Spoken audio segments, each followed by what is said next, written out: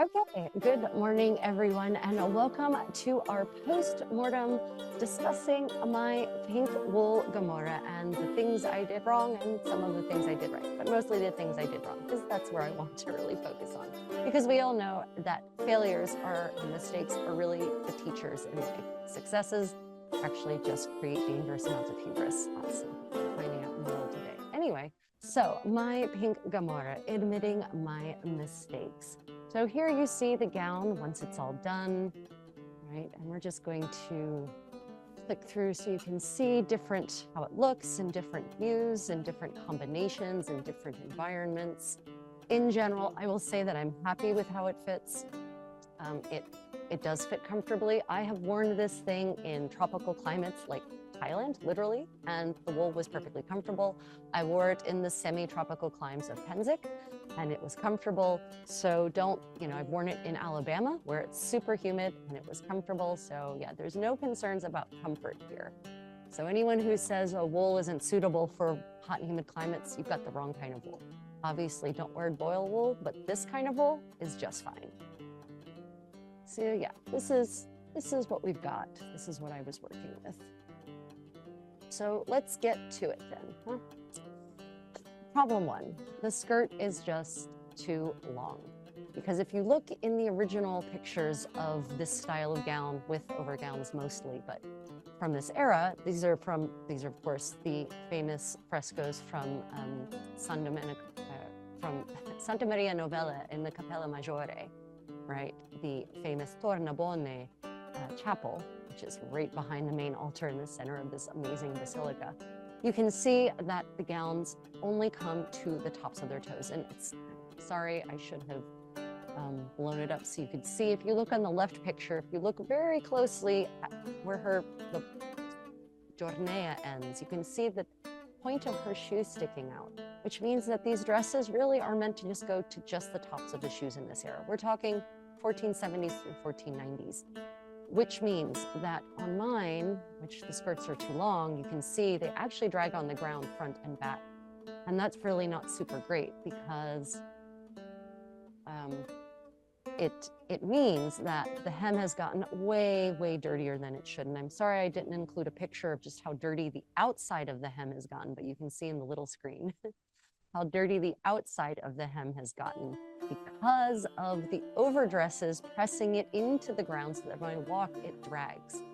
The other problem is that, there's in the 1460s, well, basically up until the 1470s, and sort of this one changes, gowns are supposed to be kind of charmingly long so that, you've got this sort of sedation effect on women. You can't move very quickly if your gowns drag on the ground, and that was on purpose for women of certain stature.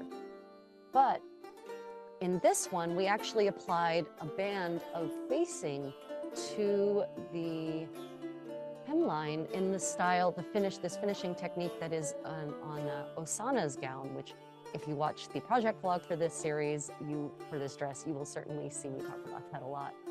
But this band that goes around the bottom actually ends up causing the skirts to do what I wanted, which is to stand away from my feet. But when it drags on the ground, it actually makes it harder to move because the band makes the bottom of the skirt heavier, not lighter. And so it actually becomes harder to kick it out of the way if it's dragging on the ground. Whereas if it floated just above the ground, the band would really do its job of holding the skirts out much better. So why did that happen? Well, actually, the skirts being too long happened because I forgot a key thing when I was making this dress, which brings us to section 2. The bodice bottom came undone. So when I was making, what I mean by undone is here.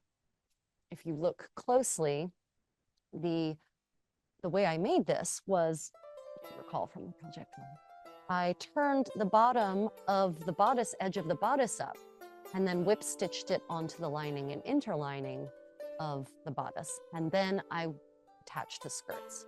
Well, the skirts are pretty heavy. And I forgot that I actually allowed for a pretty generous bottom hem on the bodice.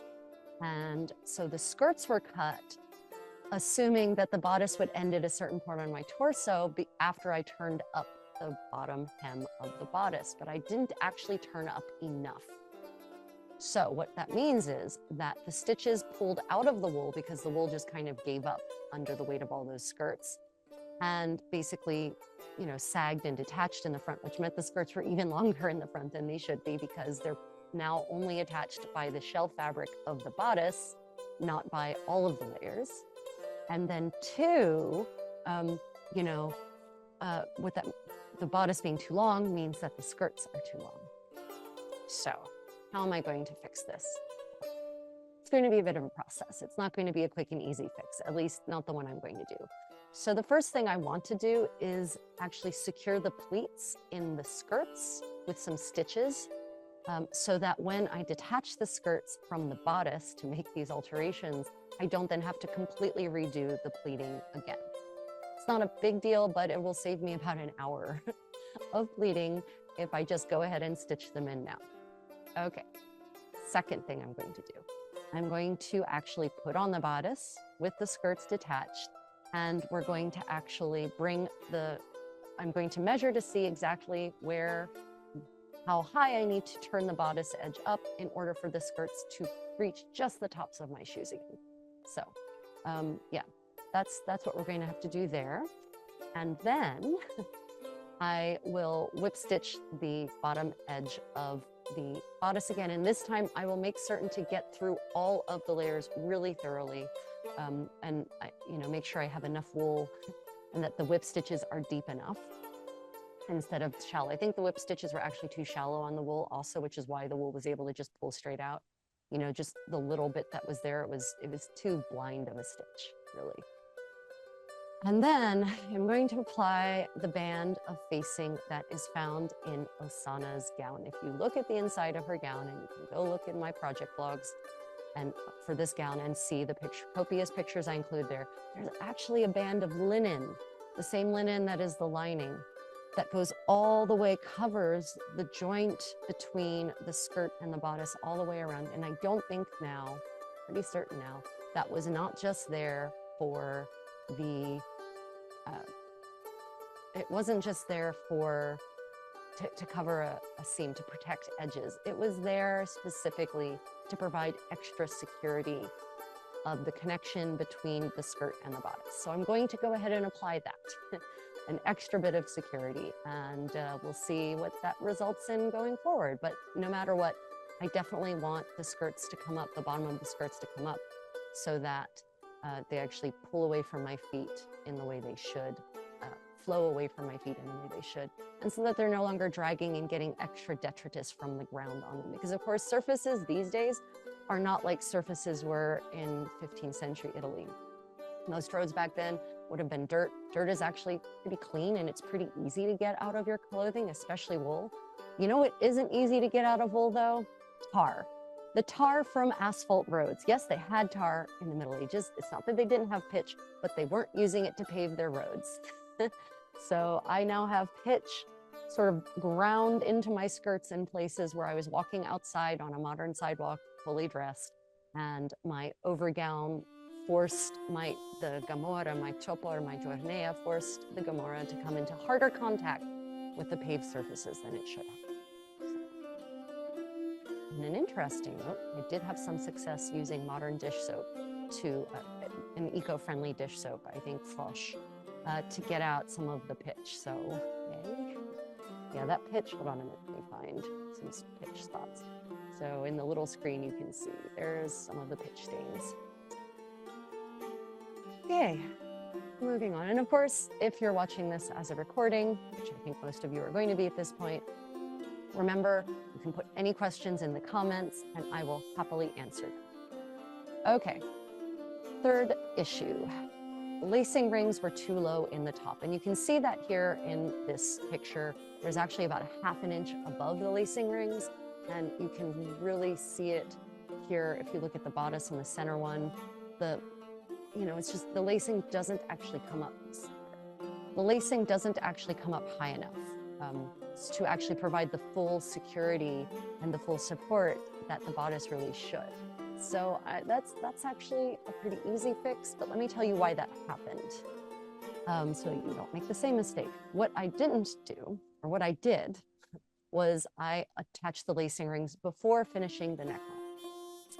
I should have finished the neckline and then attached the lacing rings, because then I would have known how much neckline was actually going to be available, or how much of the front opening was actually going to be there for the lacing rings. Because when I attached the lacing rings, I think I had a different neckline finishing in mind than the one I settled on. Right, so if you're making this kind of gown going forward, I would recommend finishing all the edges on your bodice, arms, eyes, neckline, and then attach your lacing rings. So that's not a big deal. It's all I honestly have to do is just move the top 2 rings, because it's spiral lacing, it's not ladder lacing. So I don't have to redo the whole thing. The spiral still works, but big lesson here, finish your neckline first, then determine the spacing of your lacing rings and attach. Okay.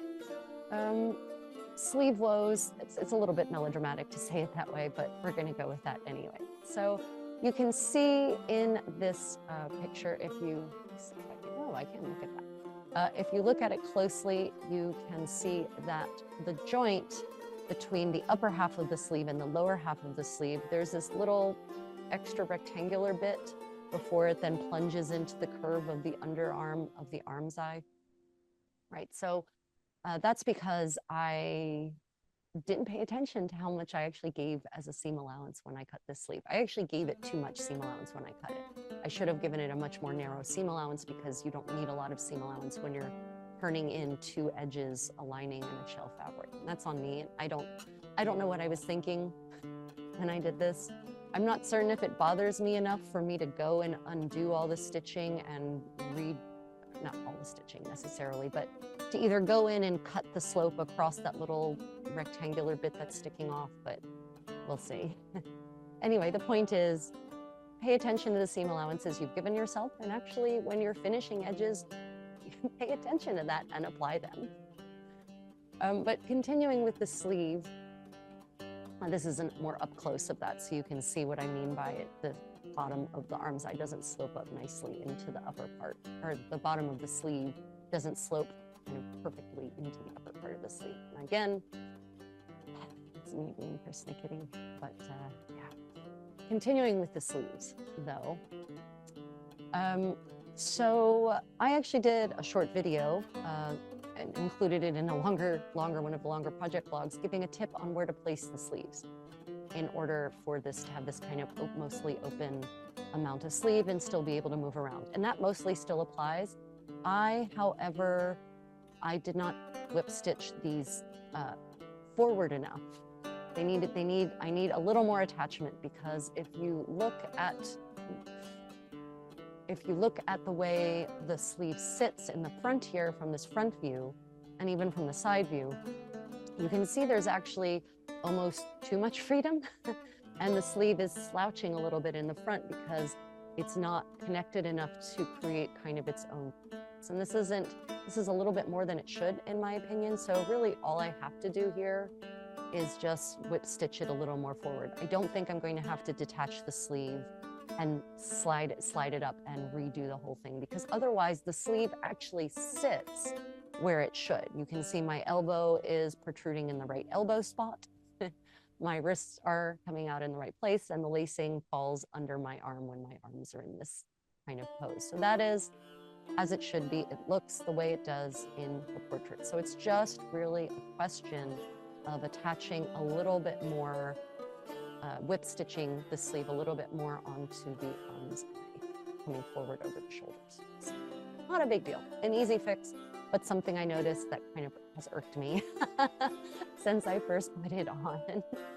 I know, I'm my own worst enemy, but I really do want that closure, the slit here in the arm's eye where the camicia comes through. I really do want that to be a little bit more closed so that there's a little more definition to my proofs. Yeah. I know, I'm too picky. Okay, moving on. So, this is, let me show you this picture so you can see what part we're talking about. We're now actually looking at the opening of the skirt, right in front. And I did not finish that properly, and that's on me. So you can see there that it's just, there's a whip stitch. I whip stitched the skirt panels together, I backstitched the skirt panels together up to that point, and then just folded open the excess wool over top of the linen and then whip stitched that in place. Now, that closure works perfectly fine, and it's the way it is in asanas. No need to do extra turning because the wool isn't raveling. But what is happening? When I go to remove the gamora or put it on, there is tension being placed on that opening, and you can see the stitches are starting to come out. Now, I do always say that you want to make sure that seams, etc., are weaker than the fabric, because you do want that to rip first. That being said, what I normally do here at this opening, there's two options I could to secure this so that it doesn't just decide to, the stitches to pull out. There's two options I usually do here at the opening of any of my skirts or my kirtles. Anytime there's an opening where there's lacing or some kind of closure, I either actually do a buttonhole stitch, just a little U of a buttonhole stitch around the bottom half inch on both sides. It creates a nice edge, it creates extra strength, and it makes it so that the fabric, it gives extra strength to both the seam and the fabric simultaneously. The other technique is what's called a thread bar. And a thread bar is definitely documentable in the 16th century in garments as a way to finish off openings like this. I haven't seen evidence of a thread bar before that though. Hence why I would tend to do, of course, if you have pre-16th century evidence of thread bars being used to create extra strength on openings like this, do let me know. Otherwise, I think I'm probably going to go and just apply the buttonhole stitching in a little U there to give it extra strength and reinforce it. And it won't really be visible. It won't show. Anyone who's looking at sort of my pelvic area that closely, if they're not a lady in waiting, might have face some dire physical consequences anyway. So yeah, that's what I'll be doing to secure that opening, to prevent these stitches from continuing to come undone, and yet also prevent tearing. Because also I have had it happen, if I didn't reinforce this area here, then actually the fabric did tear. So, and not the seam. So the buttonhole stitch will provide reinforcement for both the seam and the fabric itself. So that's what I'll be adding in. And it got forgotten because I was in a hurry to get it finished in time to wear it. I'm certain you can all empathize with that note. Okay, just checking. We are still recording, I hope. God, I hope. Okay, next. So I made kind of actually biggish mistake here that I'm certain many of you make and have made and then wonder why your garments are too big. I have a lady in waiting when she makes a gown and then she keeps saying, but I tried it on and I fitted it and it was super tight and I took in so much extra. But when you are either patterning a gown or you are making a new gown, if it's really fitted in the bodice, especially if it's made from natural fibers, I really recommend that you put on the bodice, just the bodice, before anything else is attached, and wear it for a day. Just go about your daily activities, at least 5-6 hours, because the heat from your body is going to cause the fibers to relax. And that's the state in which you will be wearing this garment. So you want it to be fitted to be a little tighter when you put it on than maybe it's going to relax into once you wear it around. And of course, it doesn't always snap back. If you don't launder these garments in an agitational sort of method, it's not going to snap back to its more narrow form unless maybe you put it in the freezer, I guess, for a real temporal chilling. But yeah, so you want to actually wear the bodice when you're making the gown for 5-6 hours at least. Longer is better, and then make any adjustments because the fabric is going to relax from the heat of your body, from the act of moving in it, and then you're probably going to end up with at least an inch, if not more. So at least 2.5 centimeters, if not more, that then is going to have to get taken in if you care about your bodice fitting properly. I didn't do that. I did wear it, but not for that long.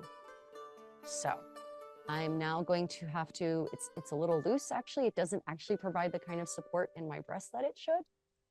And so I'm going to now have to take in some of the waist, and I'm going to take it in all three seams, not the front. The front is a pain in the ass. The front is staying the way it is. But I'm going to take it because I'd have to completely take all of the lacing rings off and completely redo the finishing. And that finishing is so nice. The finishing here, it's such a nice finishing. There is no way I'm going to redo that unless I absolutely have to. So, but I am then going to have to actually take in the seams in front and back. Now, that also brings us to the issue of support.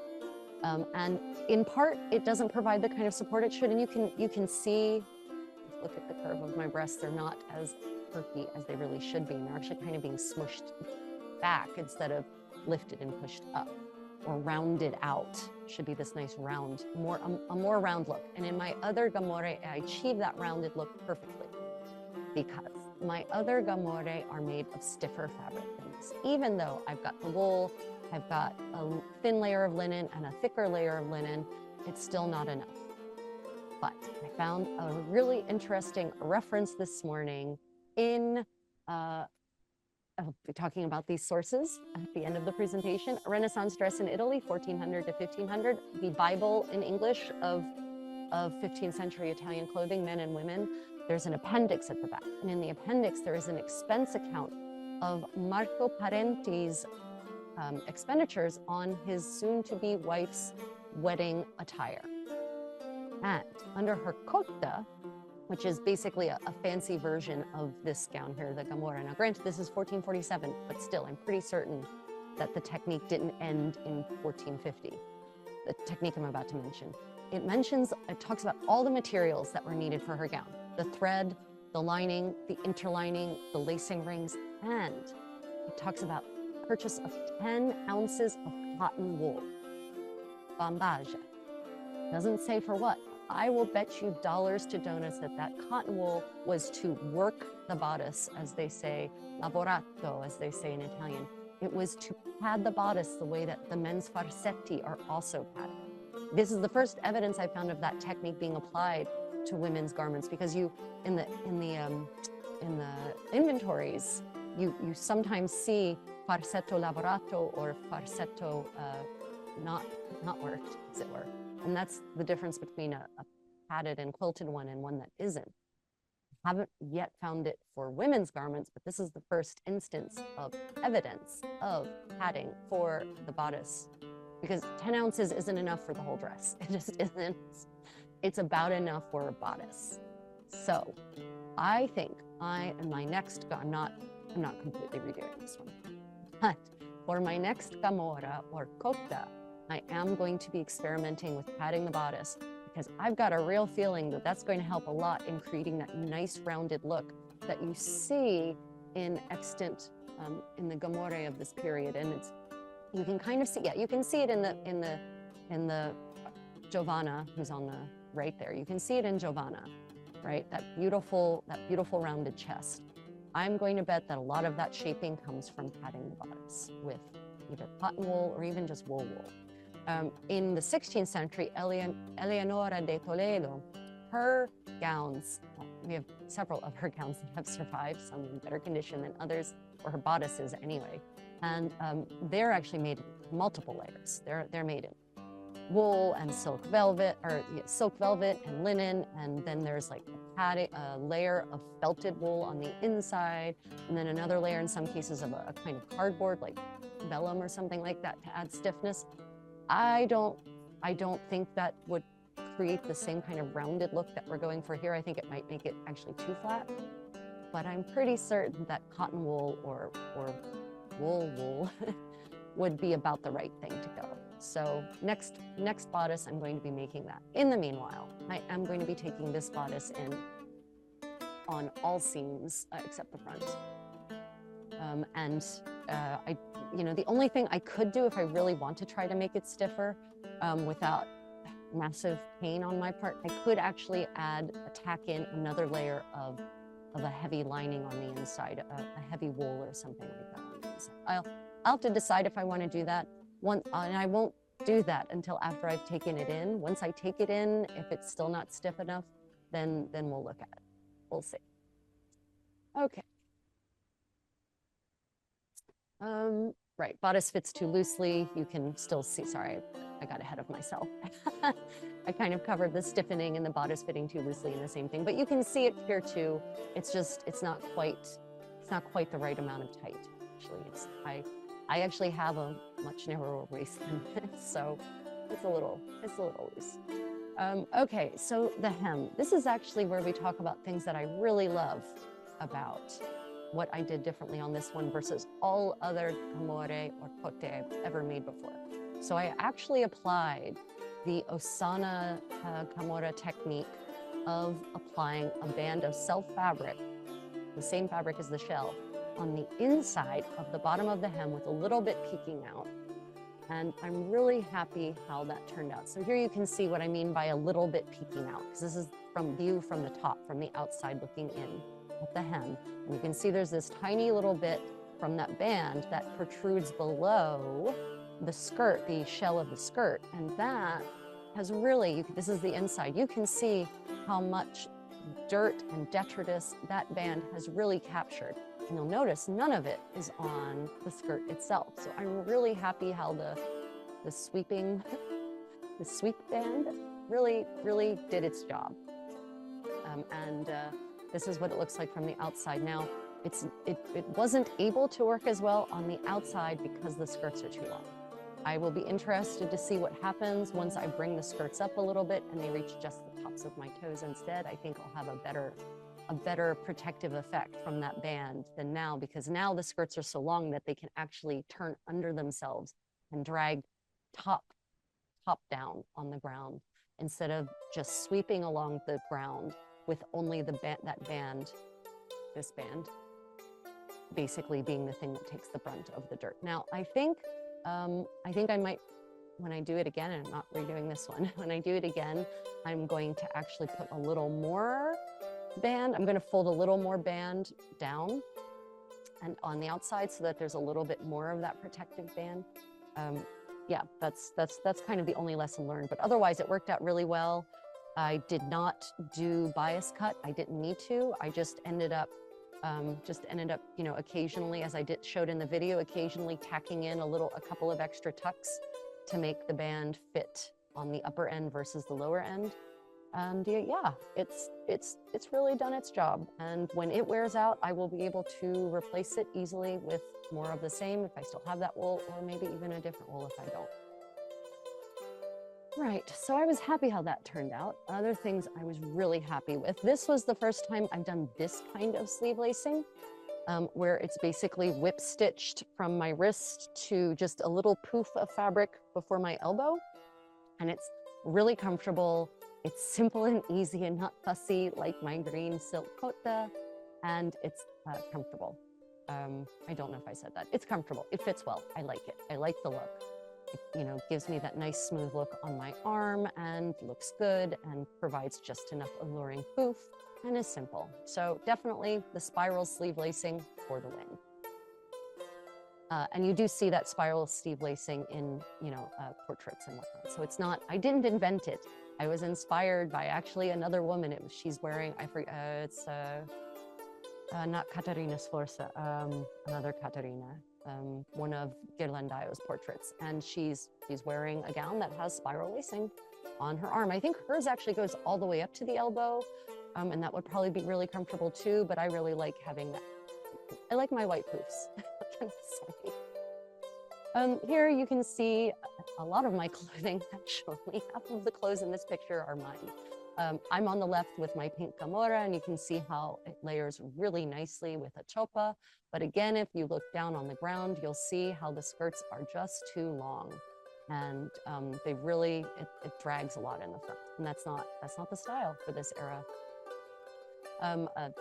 The Giornea on the right, that's my apprentice in waiting, Dame Eleanor. And that's my Giornea on her.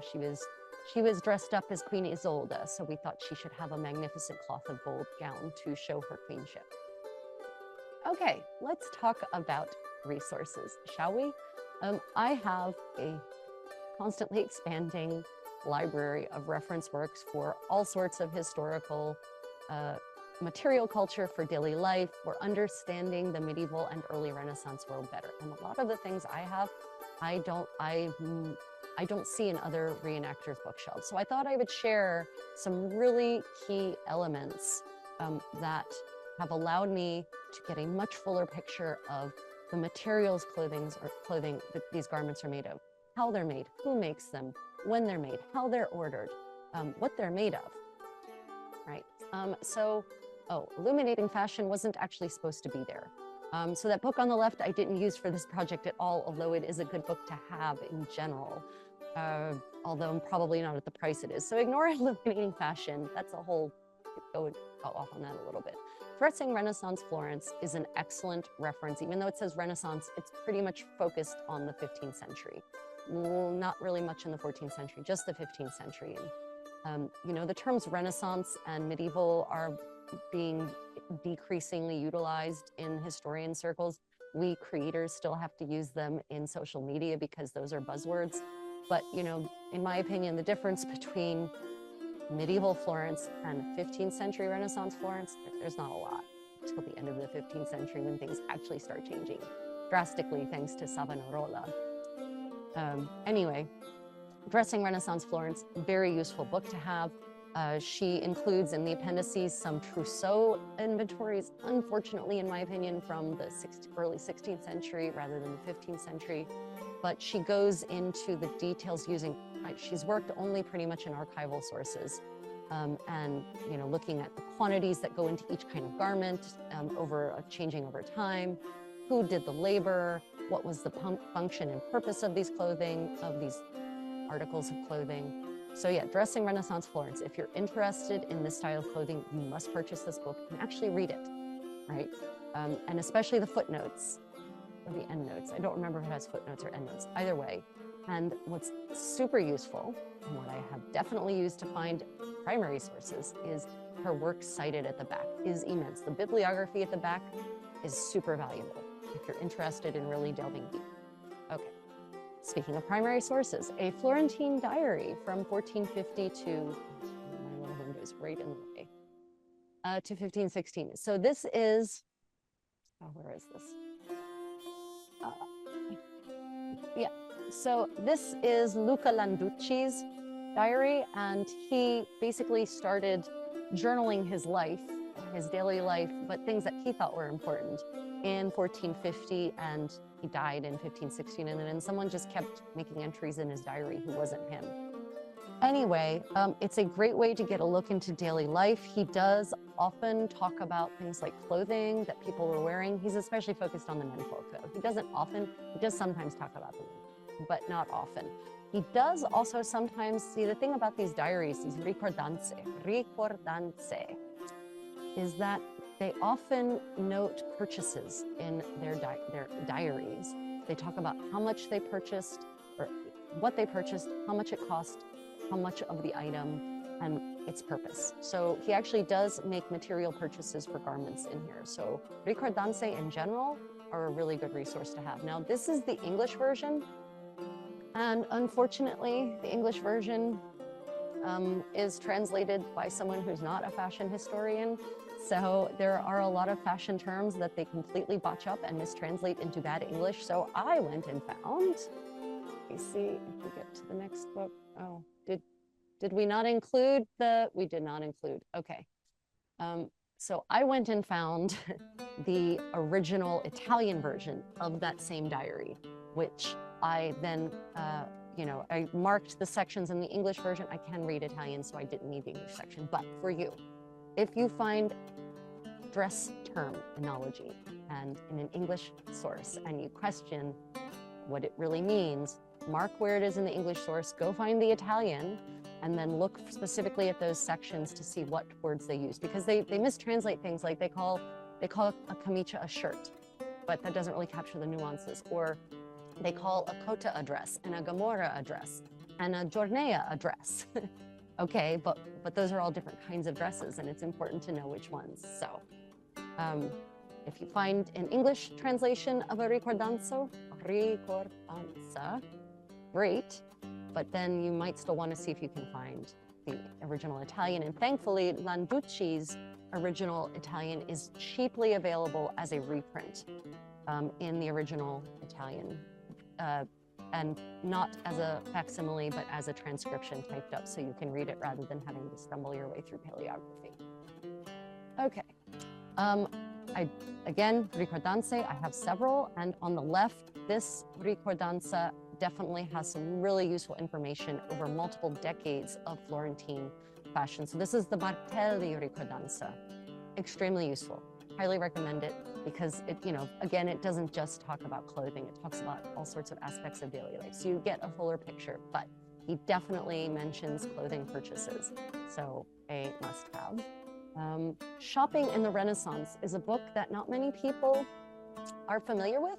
It came out in like 2007, and it is absolutely fascinating, and it is filled with so many fascinating pictures.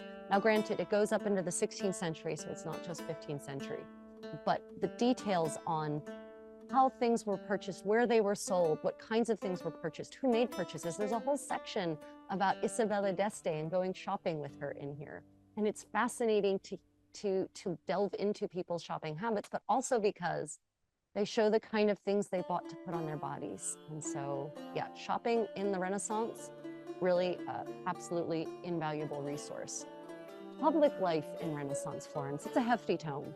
And Richard Trexler is a known expert in Florentine history in this period. He's got actually many books, all of which I can probably recommend. You'll see all these stickies.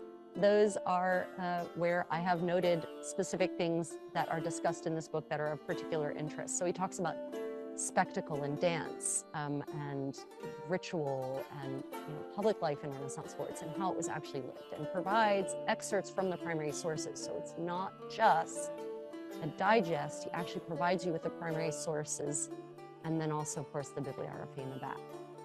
And definitely a lot of these chroniclers at the time talk about clothing. It talks about clothing in a ritual use in Florence. So you get a better idea about how clothing functioned in its greater context, which is really important. If you're making these clothes weren't just clothes in the Middle Ages and Renaissance. They were part of this social contract, of the social fabric. So I really feel like understanding more is better when you're making these garments. They're not just costumes, these are clothes, right? At least not to me. Okay, The Economy of Renaissance Florence is a hefty, hefty book. And it's not the lightest read, but it's also not the worst book on economics that I've ever read. It's actually more interesting. Richard Goldthwaite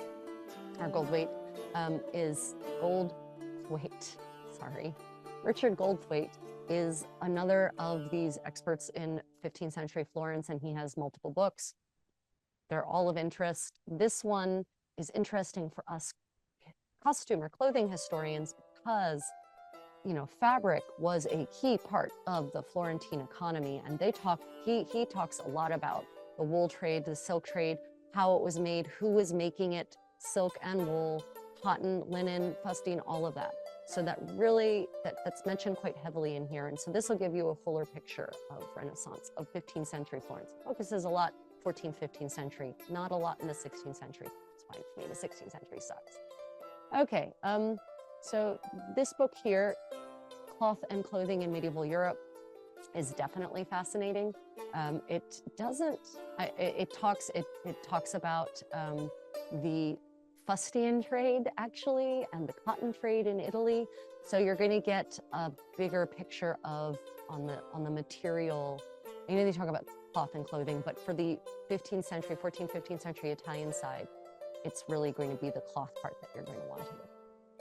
Okay, so this other book here, La moda italiano nel XV secolo. I forgot the word 15 in Italian. Every other language I know sprang to mind, including Korean, but quindice.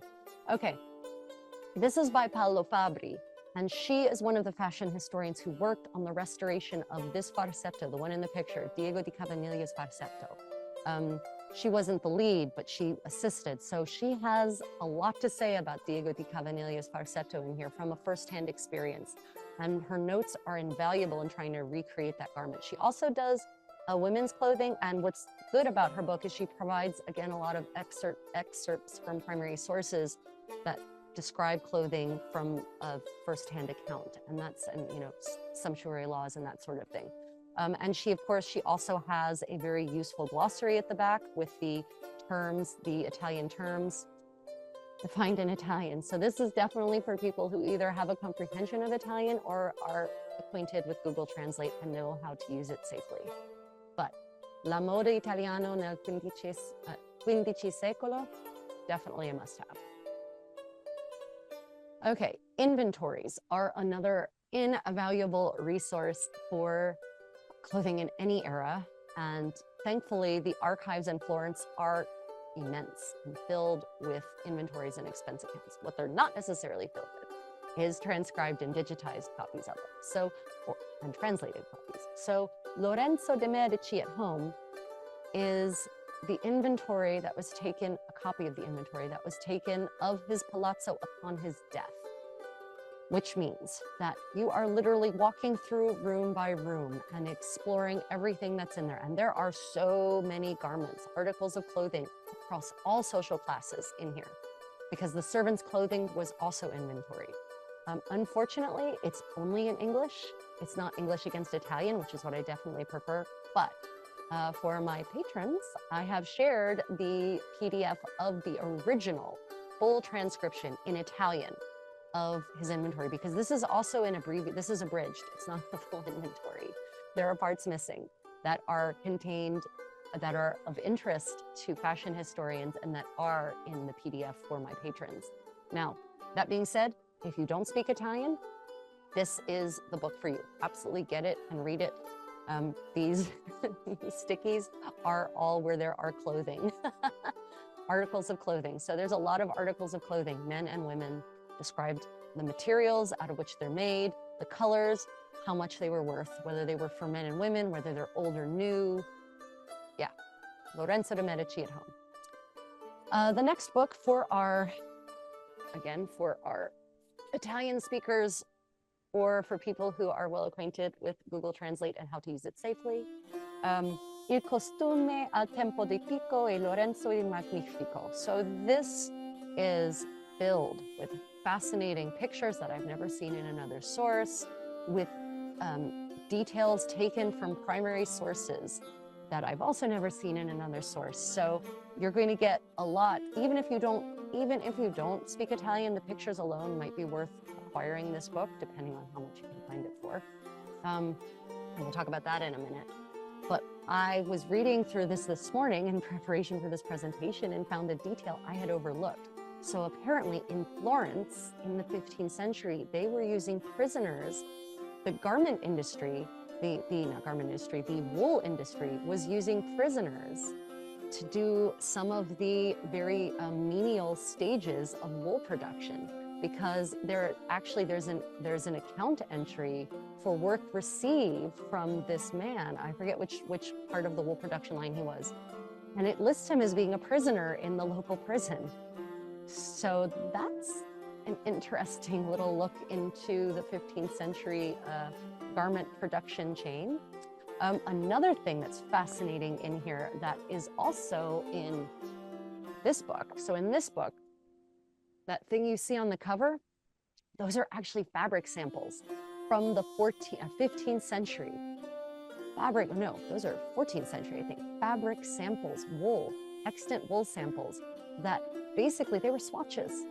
That was a bill of sale, and those were the swatches, and it basically stated that the items delivered, the wool ordered, should be like this. Okay, but that was between England and Toulouse, England and France. Well, here in this one, let me go back. In Il costume al tempo di Lorenzo, they have another, I hadn't noticed this before. They have two more, they have two letters in the archives in Prato, two bills of sale with sample swatches of wool. And again, the statement is that the fabric delivered should be like these. And that was between Avignon and yeah, Avignon and Florence. So it's this idea of sending swatches. That's not a new that's not a new concept, and that we actually have these swatches that have survived is just amazing to me. So that's the kind of things you can find in books like this, right?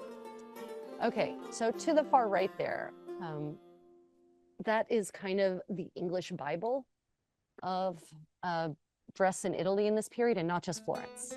Renaissance dress in Italy, 1400 to 1500 by Jacqueline Harold. It's still, so I don't necessarily agree with all of her conclusions. I don't necessarily agree with all of the conclusions in any of these books, but what is valuable about it are, one, the pictures she provides, two, the primary sources that she references copiously in the main text, and the appendices, because it was in this appendix where I found that note about Marco Parenti ordering the gown for his soon-to-be wife, for his bride, and that it had 10 ounces of bambaja, cotton wool, for the coat. So this one is definitely out of print and is generally crazy expensive, but most university libraries have a copy. So it's worth checking out and reading, and maybe photocopying the relevant sections. But also, if you're looking for any of these books, so please don't support Amazon, for many reasons. They're really not a good company. They are a leech on society, and they have helped destroy the middle class. So that being said, let me give you some alternative places where you can get these books. So Abe Books, we love Abe Books. We've gotten so many of these books from Abe Books for a fraction of what they were selling for on Amazon. Half Price Books, another great resource. Bookshop.org, Barnes & Noble. Guys, don't forget about Barnes & Noble. Like, they're a real company with real brick and mortar stores, and we should really be supporting that. And Barnes & Noble, the price difference between Amazon and Barnes & Noble is never significant enough for me to give my money to Jeff Bezos over Barnes & Noble. BetterWorldBooks.com is another place where we find a lot of this more esoteric material. Biblio, another great resource for both used and new and reprints. And of course, if you can't afford to buy books, you don't have to. You don't have to be crazy like me and amass your own personal library like some kind of 15th century noblewoman. No, you can, do the smart and economical thing and use interlibrary loan. If you don't know what interlibrary loan is, you go to your local library with a book that you want. They don't have it, it doesn't matter. Your librarian will look it up in the interlibrary loan system, and she will have it borrowed from whatever library happens to have it. And it's sent to then your local library for free, and you get to have it for the time of the usual loan. So interlibrary loan for the win. Even if you live in some tiny hamlet lost in the corner of the forest, as long as it has just a library, they will have access to interlibrary loan. Take advantage of it. Now, what I don't know is how international interlibrary loan is. That I couldn't tell you.